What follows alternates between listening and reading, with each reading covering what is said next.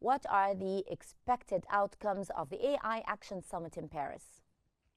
Thank you, and good evening to you. Actually, this artificial intelligence is considered the first emerging technology discussed on the level of head of states and ministers and key political and business leaders, actually, because it represents simply an inflection point in the history of mankind, and the implication of AI is beyond imagination on economic and social levels. That's why most of countries are seeking having a balance between regulations and the development and innovation in the domain of artificial intelligence, which is very challenging, as you said. So I believe the summit is discussing such important issues and find such balance and having a sort of regulation that in favor of development, in favor of innovation, because naturally all emerging technologies are unregulated by nature, and this is also very challenging, and because having this ease of environment would help the innovation and innovators to come up with most innovative solutions, especially in AI. AI is transforming all industries.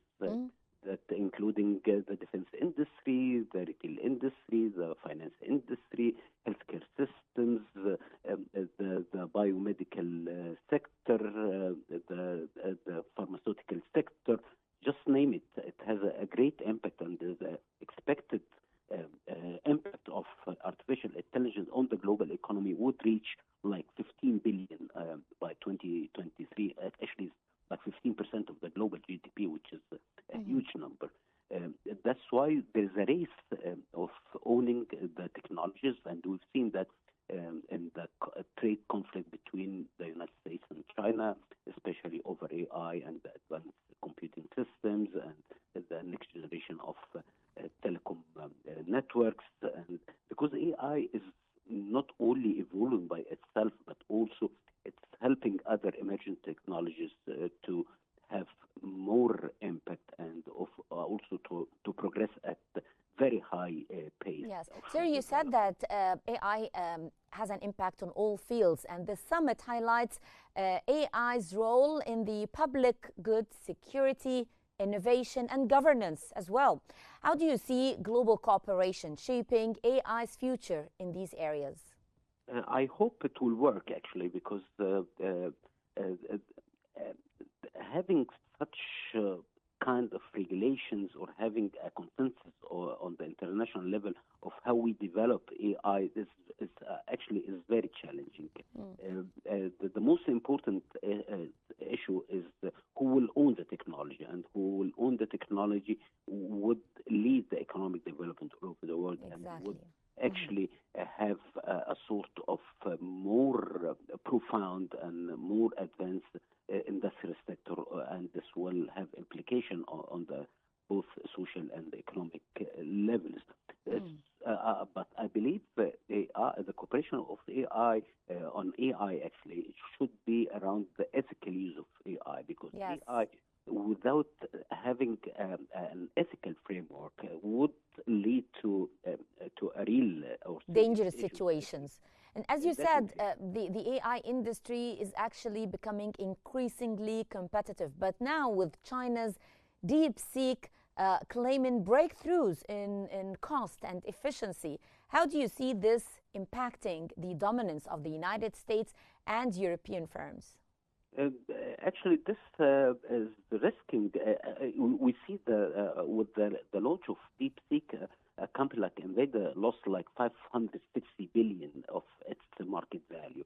This equivalent to the GDP of Sweden or the GDP of Portugal and Finland together.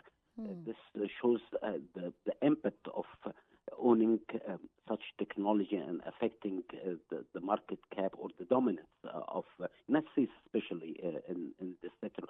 And this not coming from vacuum, actually, because if we look at China, China has very ambitious plan. It's called Vision China 2025, and it started almost 10 years ago to become the first or the most advanced nation in the domain of advanced ICT, especially AI, semiconductor manufacturing, next generation of telecom networks, quantum computing, supercomputing, e-commerce, material sciences, biomedical sciences, ground and space transportation advanced system, railway systems.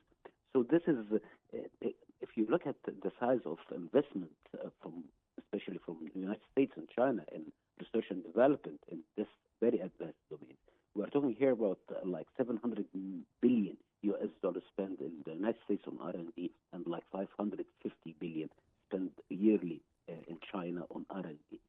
This shows how both countries are now competing on the global level to become the world leaders in technology. Yes. And of course, having the tools of the 21st century to lead the global economy, and of course, having or creating wealth for companies, for individuals, for communities, by having such joint companies. And this is not happening in vacuum. Actually, it has been there for many years, and most of our both countries actually are in a typical race for owning such emerging technologies, because, as I said, it's affecting every industrial sector. It affects every social sector. Yes, and I would want to take it from here, since we're talking that how it affects every sector. The summit actually emphasizes AI's positive contributions to healthcare, sustainability, and job creation.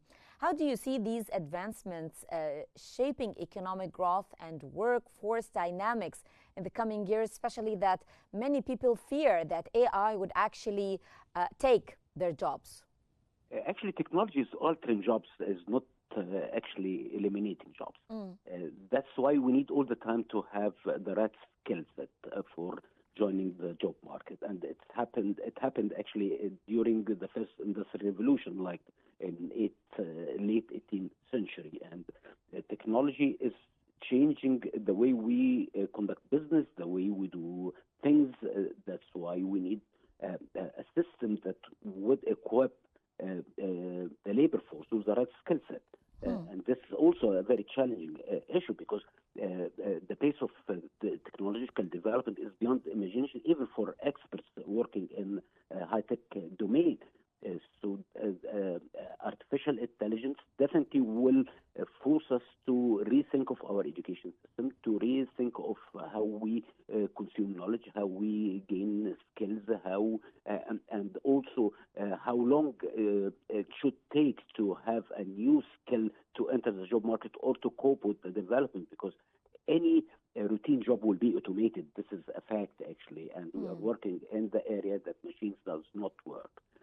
So it's very important to consider such things while developing the ethical framework for developing AI, especially not considering AI as for replacement of human jobs, unless in high-risk jobs. Also, in the healthcare system, actually, it started from having automation for the medical records, of analyzing the data of medical records to have a better planning for the future, or having a better optimization of my resources, as well as AI could use in drug discovery, which is one of the most important things, because based on data of the research conducted by the large pharmaceutical enterprises, yes, they have large data, they can analyze it, and having a connection between the different kind of materials, having better understanding of the chemical reactions between substance, and of course this will lead to have a pathway for having new drugs that solving a lot of healthcare issues that we are